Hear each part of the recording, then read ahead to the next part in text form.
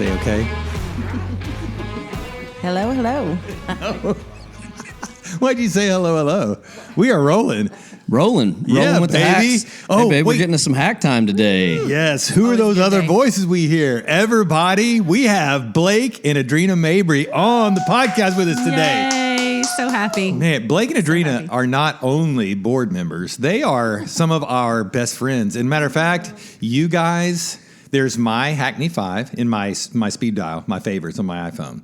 And then there's like 4 other people besides our significant others for our kids, and y'all are 2 of the 4. Oh, absolutely. Boom. Hacks. And I yeah, mean we're that. I honored. could pull out my phone and show you. So Well, you've done so the same glad. for us. I mean, we go back to back in North Richland Hills, and we sat on your couch back when you had a corgi.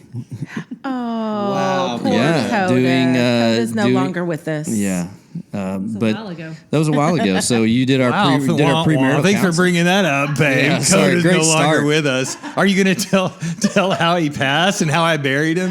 I actually buried that dog in our backyard. I love Coda, and he was my little buddy. He would, follow the kids under the trampoline, and then he followed me on the mower. So, yeah. Basically, we've known you guys and loved you guys a very long time. Yes, ma'am. Yeah. And if you could see the setup, so we do not have 4 mics. We have, because we're a nonprofit and we're supported by donors.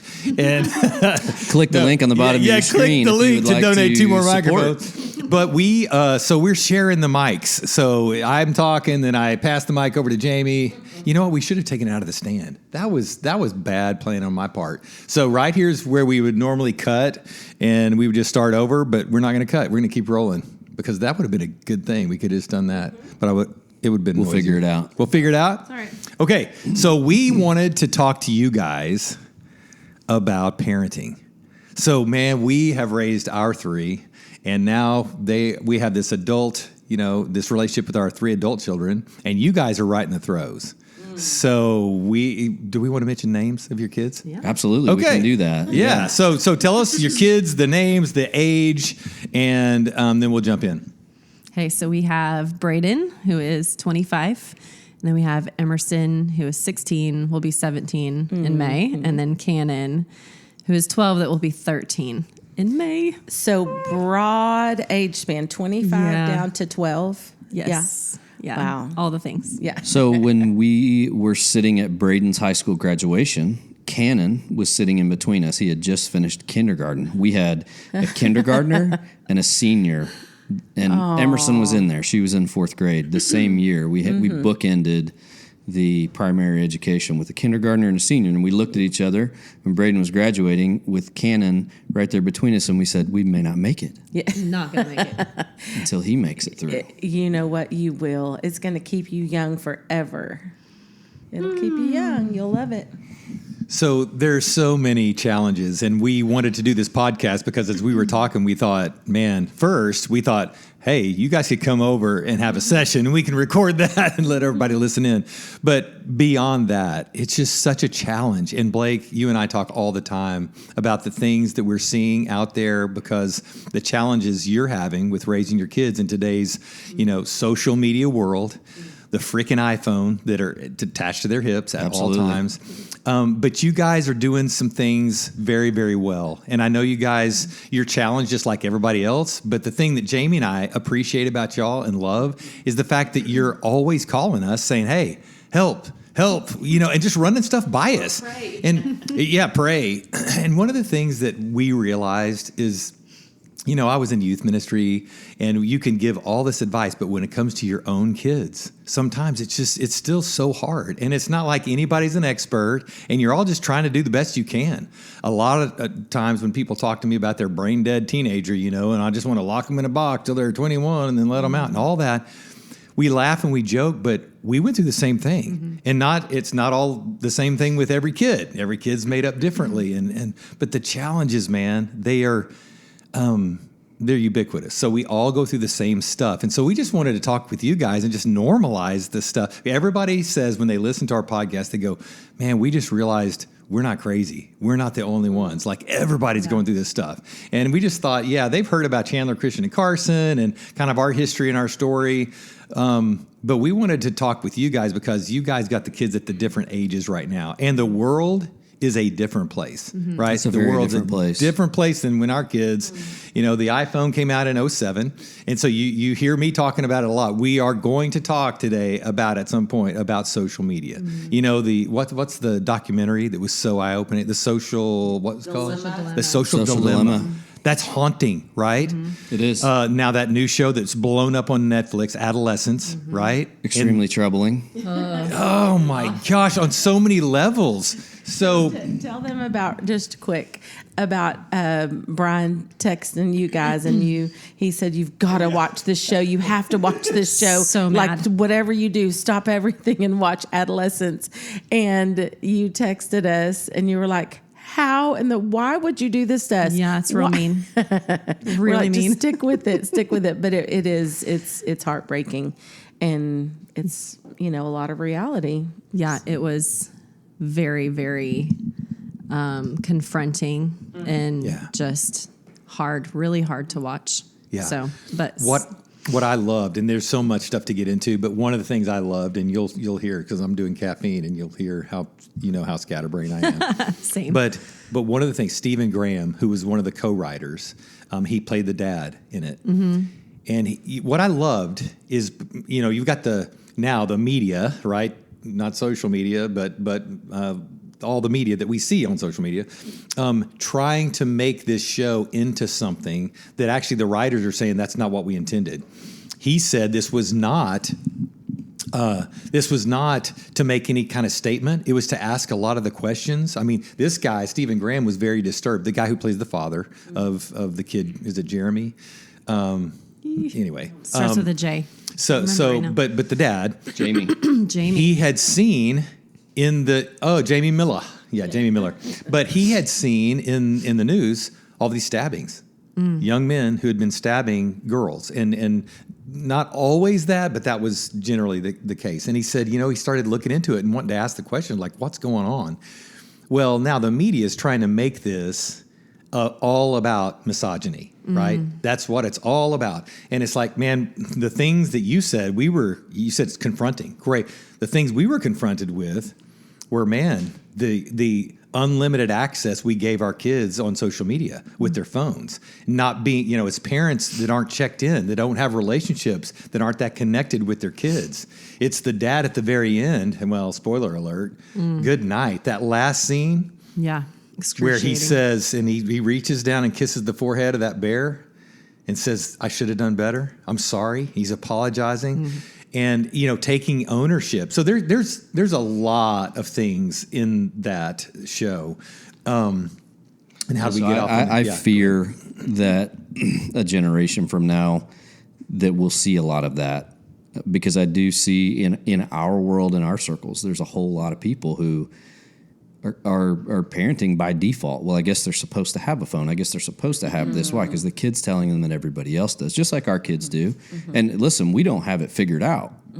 For sure we don't have it figured out. That's why we call you all the time. So thank you. I'll say, start there. We tell our kids to start with thanks. So we'll start with thanks too, from sitting on your couch and doing premarital counseling to mentoring us. And we're just surrendered to the mentor relationship to say, thanks for letting us into your train wreck so that you can help ours, And so that is to have someone and you guys who were like, please tell me. I remember Hack sitting at a coffee shop with you one time. This is a handful of years ago. And Chandler actually was working there. And I looked at you and I said, dude, tell me how to do it.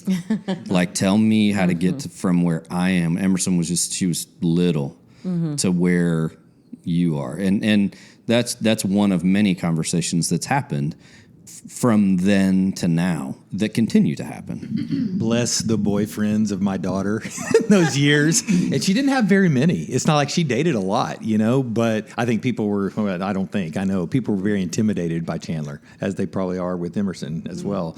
But what's interesting is, we joke about pulling your shotgun out and be cleaning your shotgun when they come to visit for the first time. Hey, Mr. Hackney.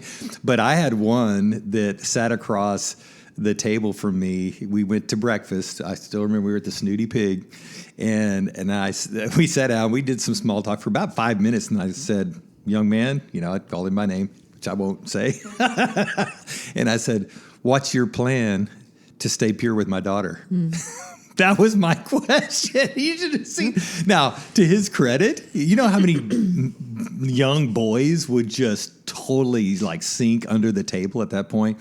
This guy looked me in the eye and he just started rattling off his plan, what he had been doing and what he had planned to do to keep himself pure with my daughter before marriage. And I thought, man, okay, kudos to him. Either he's a great liar, he had an Academy Award, presentation. No, it was amazing. But those were the kind of conversations we had with Chandler's boyfriends. Well, and so I have a conversation. There's friends of ours that Adrina taught with back when Emerson was born, and one of her co-teachers' husbands, I ended up coaching their son as well, had a conversation with me and told me what he did. He said, hey, I'm going to tell you something right now. And it's something that has stuck with me that I've done. And you and I have talked about this, Hack, but a relationship with my daughter, as long as she's in my house, goes through me. Mm-hmm. And so if you do want to date my daughter, you have to have a conversation with me. Mm-hmm. You've got to plan it. You've got to say, hey, Mr. Mabry, I'd like to have a conversation with you. And so we trained Emerson in that early, letting her know this is how you need to be treated. And then he needs to come to me, not like he's asking for your hand in marriage, but just so we can lay out some expectations. And as you've talked about, then I'd say the same thing. Hey, what is your plan? And I can go, hey, dude, let me tell you something. I know what it is to be you. I've been you. I've walked that road. And let's talk really specifically about some things that we're going to do and not going to do. And, of course, Emerson just mortified, right? Oh, my gosh, Dad, you're going to talk about sex and stuff. And I'm like, yeah, I am. I'm going to normalize it for him and go, hey, bud, I know that these are some realistic temptations, and I want to help you, and I want to help her. I'm just want to be up front, and we're going to have a relationship. If you're going to have a relationship with her, you're going to have one with me. That's good. So what are the challenges? We talk about all these issues that kids. What are the challenges that you guys? I want to hear about the Mabrys that you're facing right now with your kids. And I'm assuming that Emerson and Cannon won't listen to this unless you want them to. Yeah. So yeah, I just want you guys to be really, really candid and then we'll get down in the weeds on some of this stuff. So what are some of the issues that you guys are dealing with these kids? Yeah, I think it's. Gosh, it's really hard to be, and we've heard you guys talk about just the differences in your personalities and how that feeds into the way that you parent, and I think, I grew up with a very, very hard, strict, hard-edged dad and a mom that was very loose and everything was fun. And so I find myself kind of falling back into those patterns of being my mom. So I think it's just been setting boundaries that we can both come to an agreement on, where he's not always having to be the bad guy and I'm not always the woohoo fun mom, And so, that's been tricky and especially with Emerson, I think, because we're at this place where we have a year and a half where before she's launched, and it's okay, at this point, where's the line of letting her go and experience life and giving her more freedom and watching her be more independent, but also know that there still needs to be boundaries in place for her well-being and for her safety and some black and white issue things, I think we just watch a lot of the parents that were kind of in the world that we're in, just parent in a very gray area. And I say that with like Blake was saying, just the lack of intentionality, just kind of this is everybody's busy and everyone's just doing their thing. And it's just everything is slipping kind of under the rug and not being addressed, So I think for Blake and I, it's staying on the same page and being respectful of the way that we're parenting, differently. And then, being able to be a front, for our kids where they're seeing us on the same page, I remember that was a big thing that Brian and I got to work through in our marriage. It caused a lot of wrinkles because, I was, more kind of seen as like, lenient, and, Brian would go, you always make me the bad guy. And I'm like, I'm not trying to. It's just, that's how it would come out in him. And I would be more like, let's have a conversation about this, and what are some ways that we can let them, kind of learn the hard way on some things like we had to do too. But so you trying to find that boundary or that edge of letting them learn the hard way, but not getting killed or not hurting anybody or hurting them, not messing up their lives, too bad. But it was so stressful because we could see like some behaviors coming out in our kids or some things that needed to be addressed, which caused stress on us. So we would tend to take it out on each other, because we did parent, differently, but we always had the same bottom line, which was they will always come back to where the love is. And Absolutely. So how can we love these kids today? And we both had that faith kind of baseline of, God, we need help. We need help, and reaching out to people who were before us, what did you guys do? What would work for us? What would work for our kids? And really just keeping those open lines of communication with our kids open so that, they weren't like guessing or, wondering like, why are my mom and dad doing this? Or, when you're making different decisions than a lot of the other parents are doing, and then you're both the bad guys. Like Absolutely. Our family's the weird family and we're the only ones that don't do this. And so it is hard. You do have to catch a lot of arrows. And so Brian and I parenting on the same page was huge for us, and just keeping that communication open, and having each other's back. So we really tried to be careful about like not going, behind each other's back and parenting our way, like the whole, like what you said, Adrina, the united front, like as long as you can kind of, even behind closed doors, if you're not completely one, but as long as you can kind of come to an agreement, okay, this is where we're going to meet in the middle, and then you go forward into parenting like that, that was a big thing for us we had to work through. Yeah. So as I'm listening to that, you said a little bit of a wrinkle and you laughed. And hang on. What is that? Yes. Yeah. No. What is that? It is sourdough bread. Okay. I think we got the sourdough bread going. Yeah. So thank you, Jamie. So what I was saying, so we laughed about just a little wrinkle, but the way we are different in our parenting styles, the way, just our logic, the way we think, our family of origin, the way we were raised, it caused more than just a little wrinkle, right? That whole good cop, bad cop, I'm the a-hole, she's thinking I'm too heavy, and I'm thinking she's the pushover, you're too lenient, or you're too hard. And that was a big deal. And I don't want to minimize that. I want everyone, because most people we talk to, they have one. They've got the hard ass and they've got the easy. They've got the one who's raised with the rigid military, and the other one who just said, hey, man, it's all good. And so what do you do when you think, because you both love your kid, but you think, wow, we are setting a precedent for the future. And we're setting not only a precedent for the future, but like the stakes are so high because this particular thing, this is not just, a curfew because they're going to the lake house. Man, now it's about, this is the first time her boyfriend's ever driven a car and they're going out just the two of them. Or, this is a deal where, the parents are known to have the kids at home because we'd rather them be under our roof drinking. It's like, wait a minute, what? They're condoning drink. I mean, there's so many different, situations. I think, and so she said we tried to parent on the same page. One of the things that I know that helped, we didn't always get it right, but is when Jamie knew, like, Brian, this is overboard.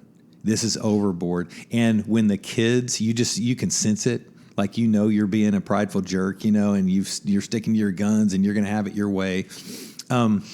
Because out of fear, your anger, it's your fear of my baby girl getting hurt or my son doing something that's going to kill him or his friends. But what happened is she would come, and as sure as the world, she had an opportunity to out me in front of the kids and kind of throw me under the bus. And like, oh, sorry, kids, your dad's, blah, blah, blah. But she didn't. She would never do that. She would say, kids, listen to your dad. I want you to respect your dad. And then she would talk to me in private. And that is the way. I mean, you have to do that to honor your spouse and then to pull them aside behind the scenes, right? So that you're not, making a big deal in front of the kids. Because as sure as the husband or wife disrespects the other parent in front of the kids, that's giving the kids unspoken permission to do the same. For sure. Absolutely. And then they want to. They see it. They want to create that divide and then grab one and get them pushed against the other one. And we had issues even early in our marriage with Braden. There's a whole dynamic there with, me not being Braden's birth father, but having been in his life since he was 3 years old. And there were times when, I was being too hard, and she, in the moment, would defend him. And there was a period of time where we came and saw you because it was to a point where we said, hey, we time out, we need intervention, we need a referee here. And so looking at me not getting my mega need met, right, respect, especially in front of the kids where I felt like she was swooping in and defending them against me. And that was huge. We've obviously grown a lot since then, but and I would ask her, like, do you think I'm going to injure them, like physically or emotionally? Well, no. It was just a thing of I didn't like the way that you were handling that particular situation. And so we have learned, and we still don't do it perfectly every time, that, like you said, those have to happen outside of the ring, so to speak. They've got to happen back in the locker room with us getting on the same page and having the same vision, rather than having those conversations in front of the kids where they can be like, yeah, now we're definitely on mom's side because, dad's the hard ass and mom's not.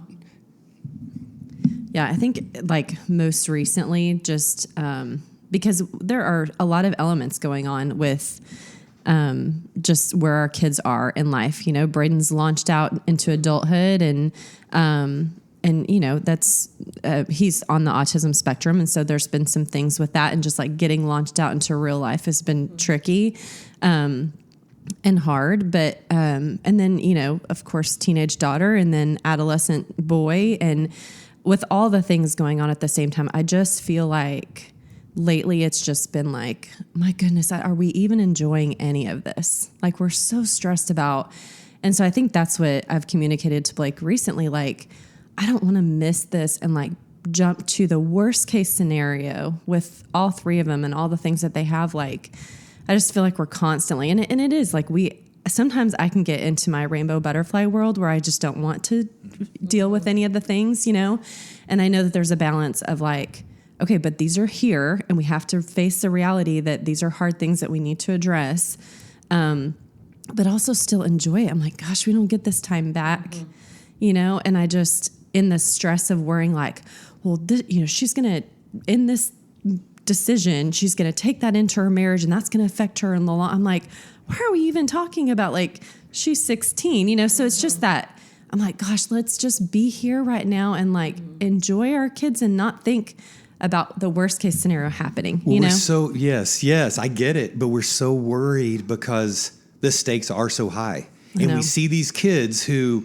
they've never taken, I mean, again, I was going to say, so are we dealing with drugs? Is it dating? Is it the parties? Like what, they're not, half of them aren't even going out. They stay on their phone. That's how they do in their relationships, But, what is it they're dealing with? But the stakes are so high, and it's the kid who's never, ever taken a drug. And I don't mean like LSD or pot or acid or DMT, whatever. But I mean like they have never taken a prescription drug, right? Mm-hmm. And all of a sudden they have a friend who gives them a Vyvanse or a Xanax or whatever it is that they're going to take because they need this, or I'm stressed out and so I want to take this, or I need to stay for a test so I'm to take an Adderall or whatever. And then it's laced with fentanyl the very first time, and this kid is dead, right? So we have these fears. And you've heard me say it, but most of parenting is caught, it's not taught. They're going to do what's modeled. And so you know, when Carson's not making his bed here and we think his room's a wreck, but then he goes off to OSU, we walk into his room and it's this pristine showcase. And we're like, what is this? Where'd this kid come from? Well, because he didn't live in a pigsty. He saw what mom and dad did, right? And so they're going to do that when we say, well, we have to teach them to be mature. Yes, but they're not mature yet. We have to teach them responsibility. Yeah, but they're not responsible yet. They're kids. So it's that when are we going to trust that they will, like Jamie said, learn their own way and learn the hard way instead of us trying to, go and make sure they're getting it right the first time. So we talked about some of the things that, I named some of these deals. What are the issues that these kids are dealing with? Is it the dating scene? Is it peer pressure to smoke, to drink, to hook up? I mean, this hookup culture. Good night. And don't talk from the Christian, if you will, perspective. I'm just talking about the overall, just the demographic. I mean, we're in the Bible Belt South, so a lot of parents are thinking the same there. But let me hear about it. For me, I look at one of the overriding things, especially with our kids, is the comparison culture. It's FOMO. Even in a group text, we had a conversation with our kids. This is a few years ago about a group text, and kids were taking someone out of the group text, and we stopped and said, "Hey, understand what this really is socially. If you were all standing in a circle, and someone said, 'Hey, you're not welcome in this conversation anymore,' how awkward would that be? That hurts. That hurts." But those are these kinds of things where when you get behind a screen, everybody gets brave and I think desensitized to the humanity that's going on in these relationships. But it is the comparison thing from boys and like Cannon, for instance, having the looking at pictures of guys and muscles and achievements and sports things like that. Well, I have to be that, or maybe a false sense of security that maybe I am that and maybe I'm not really that yet. Emerson looking at things from body image to beauty things and all that kind of stuff. And here was this event or party or whatever, and I was not involved in that. Whereas if I didn't have the phone, I'd never know that even existed. The ignorance is bliss kind of deal. But then it's the weight of, wow, I wasn't even involved in that conversation, but I know about that conversation. So now how do I navigate the relationship when I see these people in person? Yes. Yeah. And I think, obviously social media, Snapchat, there's so many avenues of just quick, constant conversations that they don't have. There's no downtime for their brains. It's just, and it's she left me on red. Why'd she leave me on red? What did I do? I made her mad. And then, it's just the constant. And we don't, we've been very, very intentional about our decisions with social media. Emerson does have Instagram now, but the Snapchat thing is no and way. When y'all ever, are intentional about it and say, no, you're not going to do Snapchat or name your app. And the other parents, it's no big deal. And your kids are coming to you going, Mom and Dad, you're making a big deal. Everybody else is on it. Yeah. So how do you handle that? We're not talking about, kid pressure. We're talking about peer pressure for parents. Right? So the screen time thing is an issue too. We set it that they get to take their phones in their room, but when it's bedtime, the phones come out into the kitchen on that charger. At a certain time. And we have some flexibility with that, and especially on weekends and stuff. But you think about the pressures and the constant need when that thing goes off to respond, right?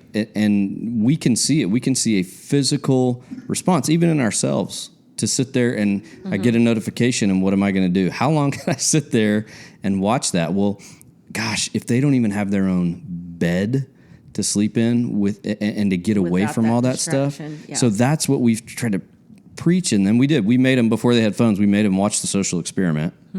And they were, they didn't like it, but they did see it. and to understand that you are the product. Like they are reaching out to grab you. They don't think about that on a regular basis, but that is the reality, and that's one of the practical things that we've done is to say, hey, at night you've got to give your brain some time to rest before you go to sleep. Yeah, I think we've been very. We've had some hard conversations with them as far as like, what does this look like? What is the progression of like teen and adolescent depression, anxiety? I mean, we've been very, very real and raw with them about the consequences of not having boundaries that are healthy for them. And so that hasn't been easy for sure. I mean, they've been the last one to get a phone. Well, in their worlds, last one on the whole earth, according to them. But,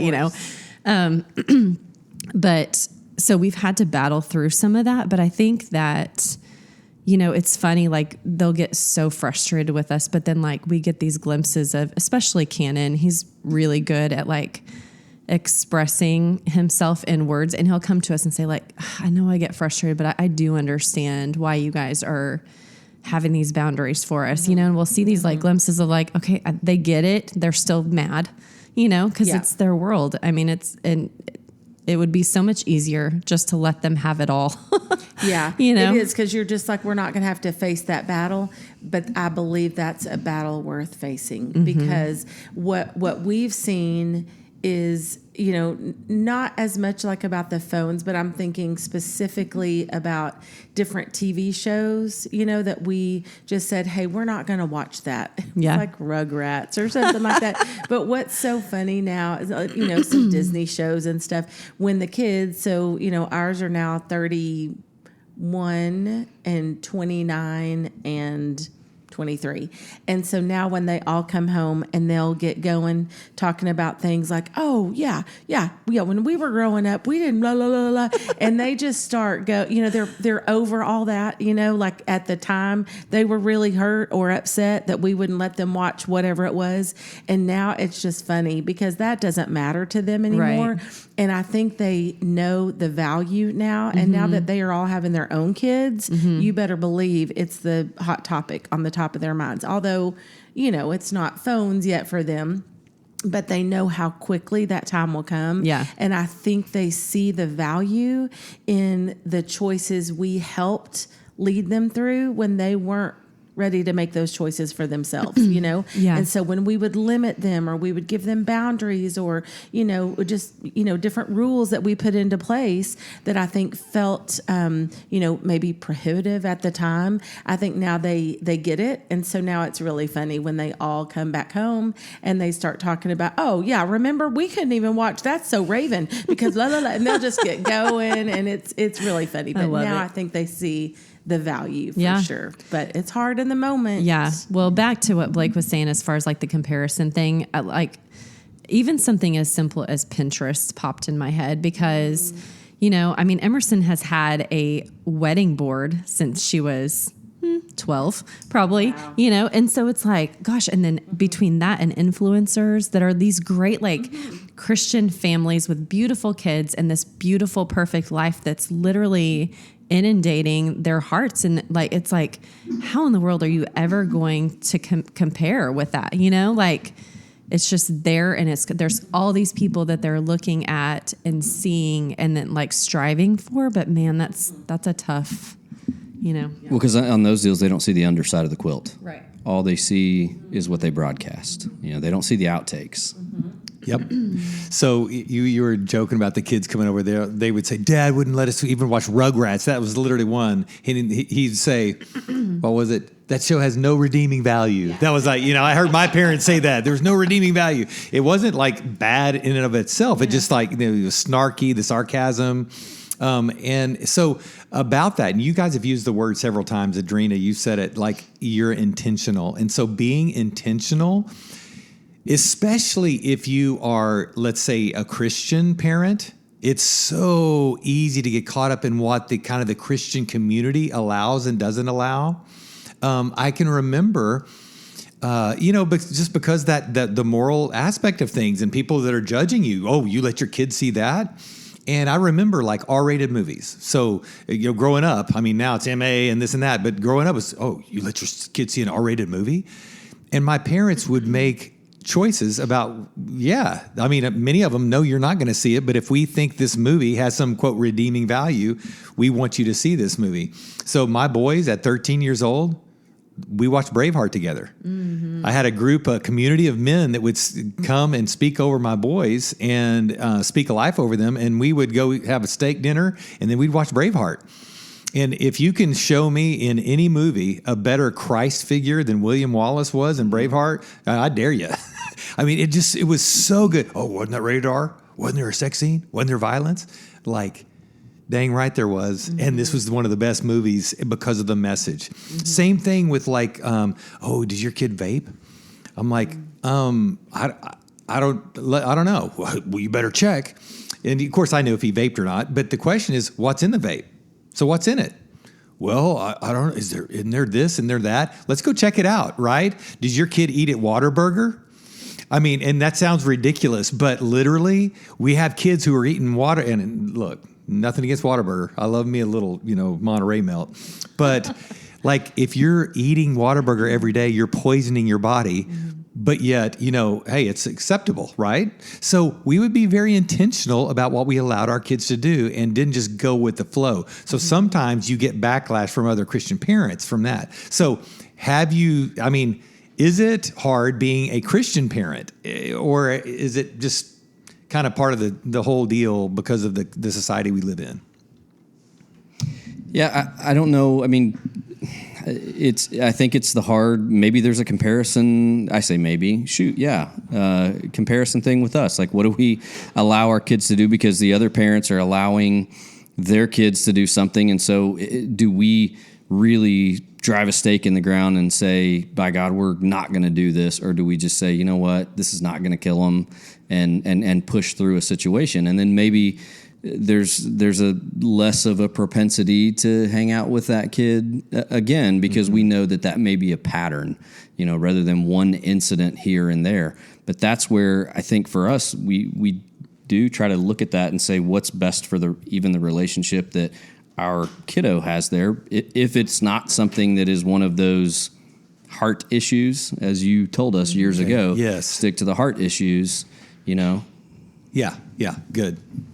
Yeah, the heart issues thing, I was actually just about to say that, because that is one of the things that kind of brings us back to like the point that we're like, if it's something that's going to affect their character, and I remember you counseled us through that with Braden when he was little, with all the issues that he was dealing with behavior things and stuff, that at that time we had no idea what we were really dealing with the autism stuff. And I remember you saying, Brian, like, focus on heart matters, like really think about, is this something that's going to affect his character? And then letting some of those other things fall off, So I think even with us now, like, that's a lot of our like checking in with each other. Like, is this something we really need to spend this much energy on? Because man, there's so many things that are worth so much energy. And and if we're putting all of our energy into all of the things that we're dealing with in parenting, it's exhausting, and it's not worth it. So I remember getting a call from, and I love that you guys brought up the heart issue. I remember getting a call from another dad, and I know him well. We were friends, and we'd been friends for a long time. Heck, I just found out our boys aren't who we thought they were. And he was talking about one of my sons, obviously. And I said, oh, really? You don't say, and I could just hear he was loaded for bear, and he was going to, have his kids hide. And I just, right then and there, I thought, you know what? I'm going to deal with my son the way I've always dealt with my son. And he started telling me, well, we don't know what they're doing. And if you think they're not doing this and doing that. And again, what he cared about was appearances and kind of the what I would say the Christian thing. And what I cared about was the heart of my kid and actually his mental health, right? And my heart broke when I heard about some of the behavior stuff that had been, let's say, uncovered. And I knew a lot of it, right? It wasn't a surprise to me. But some of the details that he had seen on a text conversation between the two boys, had just alarmed the heck out of him. And he was operating out of total fear, right? And it was the image Part of it was just the image of our boys, you know? And it's like, man, they're human beings and they're hurting, right? And they are knuckleheads, right? And they are going to medicate their pain in very unhealthy, you could say unsustainable, ungodly ways, right? But we're going to help them. We're going to love them, right? And he was ready to just, you know, ground the heck out of them. And again, that's a whole nother conversation, is being a parent, not being popular, right? And following through and having consequences. But always at the end of the day, I love you. I love you. And you're a good kid. You know, tell them who they are, not who they're not. You know, don't call them the name. Tell them who they are. We're truth tellers. You don't call them a liar. Say, hey, Hackneys are truth tellers, right? But it was in those moments where I just remember, it's, man, I care about my kid's heart, right? It's not about their behavior so much. It's about who they are and what are they struggling with, and in what ways are they, again, medicating pain in their lives. And do you have a relationship with them? Man, I just heard, is it Gabor Mate? I don't know how you pronounce his name, but, you know, Gabor Mate, M-A-T-E, Gabor. He was talking to this Mel Robbins, and it was brilliant. She talked about how she was traumatized on a trip, and she woke up and there was this kid on top of her, and it was this traumatic thing in fourth grade. And he said, so how old were you when this happened? And she said, fourth grade. And she said, who did you tell about that? And she said, I didn't tell anyone, because of, you know, shame and fear and all that. And he said, it was so, he said, okay, so if one of your daughters, and I think she had a couple of young daughters, and one was around that age, if that happened to them, what would you want them to do? And she said, well, I would want them to come and tell me about it. And he's it's funny, you listen to it. He said, explain how it makes you, explain why you didn't talk to your parents about it. And then she started getting in, she says, I think I'm going to intellectualize this and tell you how I was feeling about it. She goes, but if I explain it, they weren't safe for me to talk to. And he said, that was your trauma. That was the trauma that happened before the event, that you didn't have a safe place to go talk to. And so there it is. If a kid has a place where they can go tell mom and dad anything, and of course Mel's sitting there and her heart's breaking, but it's having that relationship that doesn't start when you get a call from the police at 2:30 in the morning saying, hey, you better come pick up your son. It's you have a relationship where they know, Dad's going to listen to me. You know, he means what he says, but I don't fear him in the way that he's going to just totally have my hide. He wants the best for me, and I think that's the difference. Absolutely. I mean, literally, I had a call from a police in the Argyle's finest at about 2:33 in the morning. Do you have a son? I'm like, and I'm literally dead out, and I can't even answer that. My parents might have gotten a call like that too. I think so. I think I've got two sons. What's his birthday? And I'm sitting there, Jamie, what's his birthday? But it was this deal, and he had been at a party that he said he never should have gone to, and he was invited to go, and they ended up going, and there was this. It was so funny because he literally, the cop came and busted the party and said, if you've even had a sip of alcohol, I want you guys to step forward. He's lining them all up. Step forward right now.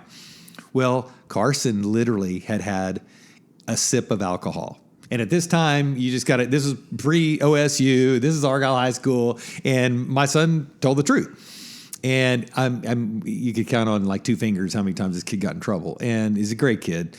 But he goes, so he stepped forward. And so I go to pick him up, and he goes, Dad, you're not going to believe me. I go, son, quit talking. and he goes, no, you're not going to believe me. I want to tell you. I said, son, don't say another word. Go get in the truck. So, and it literally, we were like luckily 15 minutes away. So it was in our neighborhood, but we got in the truck. And he said, well, Dad, I know you're not going to believe me. I said, no, son, you've said that 3 times now. Don't say it again. I said, just listen to me. I'm going to ask you a question, okay? And I will believe you if you tell me the truth. I want you to tell me the truth because I do believe you if you tell me the truth. I've had no reason to not trust you up until now. I just tell me the truth. So I didn't, give into that. Oh, you're not going to believe me, So I said, did you get drunk? No. I said, how much alcohol did you have? He goes, Dad, I swear a friend said, have you tasted this? And he gave me a sip. It was in a red Solo cup. I still remember the red Solo cup. He goes, and I literally had a sip. But the cop said, if you even had a sip, I want you to step forward. So my son's heart and integrity, he wanted to be honest. He didn't want to lie. So he stepped forward. And I said, well, next time, son, if you really hadn't been drinking, don't step over the freaking line. It was just so, but I said, okay, I do believe you. And that was it. And so on the way home, he thought, okay, that's it. Dad's kind of quiet. We go home, and he thought, okay, we're going to talk about this in the morning. We got up. We had a great day. The next morning, we had a very minimal talk about what had happened and the phone call and what he learned from that experience. But it was over. Why? Because he had told me the truth. So it wasn't me overreacting because I got a call from the cops, just like every other parent in the world. It's like I wanted to know what my son, what he was doing, what he's going through. And more than anything, we had the relationship because, me teaching him, as you guys did, teaching him to drive, teaching him to fish, doing all the stuff together, spending the hours we had. So when I told him I wanted him to tell me the truth, he did. Yep. The equity. Yes. Yeah. Yes. Yeah. We've had some opportunities for that too, especially, in the last couple years, just teenage daughter stuff. And, I just went to, after Emerson and I had a conversation that was a really hard one, and I could tell it was really hard for her to open up about something. And I just went in and I was just crying, like thinking about, goodness, I'm so grateful that she feels safe, with us. And it was just, it was the best. Yeah.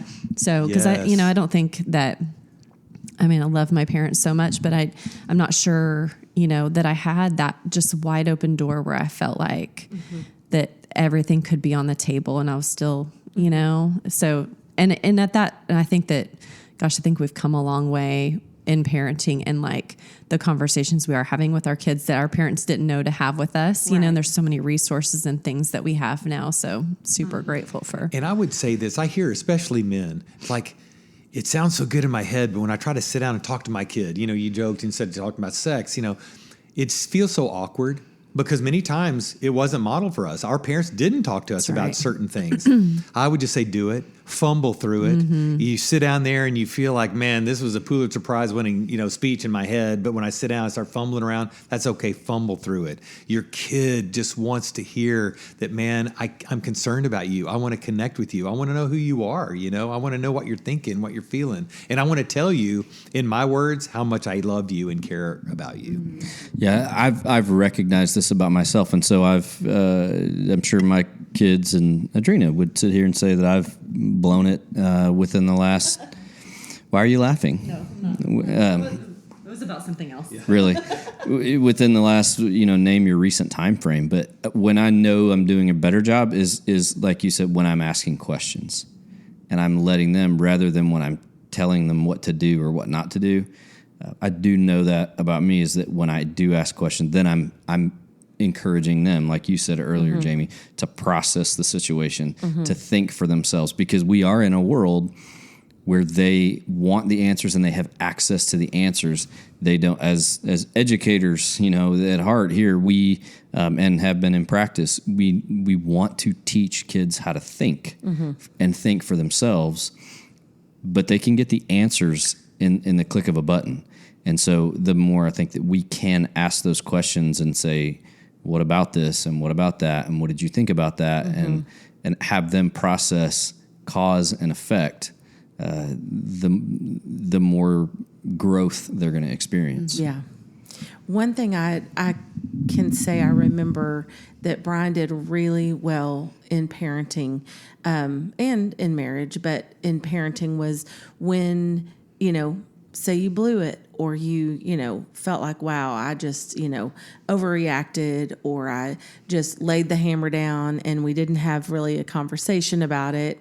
I acted out of, fear or, whatever, that you would go to the kids and always apologize. You modeled apologizing to them. And so I remember many times, you just going in and sitting on their bed with them, and one of them was upset or crying or whatever, and you would or angry, just getting angry back at you, and you just saying, hey, listen, I just need to let you know that was not about you. When I reacted out of fear, because, and just kind of going into it, just opening up a conversation, but modeling apologizing to them, I think was huge. So powerful. Yep. So we hear it. So many parents are parenting out of fear, and we did too. So nobody gets it right. Parenting, and then you feel guilty, but many times apologies weren't modeled by our parents. It's like, man, I'm the parent because I said so and I did it. Dang it! And to know when you blew it, and to go in and to differentiate what you did was wrong, and you know what? You did deserve that. But the way I reacted, that's on me. It was an overreaction, but there are consequences for your action, And so it's, I heard somebody talking about, literally, it was this fork in the road at 3 years old. They're talking about these parents who are saying, now use your words. It's like, they are using their words. They're throwing a fit. They don't use words, at 2, but at 3, they start to kind of reason, and they're going, okay, now they're thinking, all right, does mom do what she says? Does dad do what he says? Or does he count to 3? Does he give me like 15 chances? So at some point the fork in the road is, who's in charge here? The kid will figure out, I'm the leader, I'm the boss, because mom or dad is not following through, or man, they mean what they say. But if you can say, I'm not going to count to 3. I'll give you one time and you're going to do this. And if you don't, there are consequences, and you enforce the consequences. So whatever it is you come up with as parents, make sure it's enforceable, as inconvenient as it can be to take keys away and to take phones away. Whatever it is, you do it, then they learn, wow, mom and dad, they're not pushovers. They mean what they say. Yeah. I'm not in charge here. And we talk about that fork in the road, 3 years old, but they're still doing that. They're testing that. And man, when you set that boundary and they know what they are, obviously, you've heard they feel safe. Yep. But bigger than that, the responsibility, they're not the parent. They're not in charge. Mom and dad are the leaders in this house. Yeah. And the security that provides. Yeah. Yep. Okay, well, listen, shot clock got us tonight. And you know what? I'm just going to apologize in advance for all the audio issues. This thing came right off. And so hopefully it wasn't too distracting. We're going to do a part 2 on this. And maybe not this week, but there's so much more I want to get into as I was thinking about it as y'all were talking. So we're going to get more into it. But man, thank you guys so much for sharing. Thank you guys for having us. Yep. It would start with thanks and finish with thanks. I do want to thank you for teaching me to apologize to our kids. I do know that for sure. If you were to ask our kids, if they walked in here and they would say, yeah, he has blown it or whatever, but I do come to them and ask for forgiveness. And as a default, they say, it's okay, Dad. And I said, no, it's not okay. I'm asking you for forgiveness. So when I apologize, don't say it's okay, because I'm saying it's not okay. Yeah. I'm asking for your forgiveness. So thank you guys for modeling that. Thank you for teaching us that. Thank you for mentoring us in that as parents. You bet. Yeah, so grateful to get to chat with y'all. Yeah. All right, we'll do it again. Okay. All right, guys. Let's go enjoy some pizza.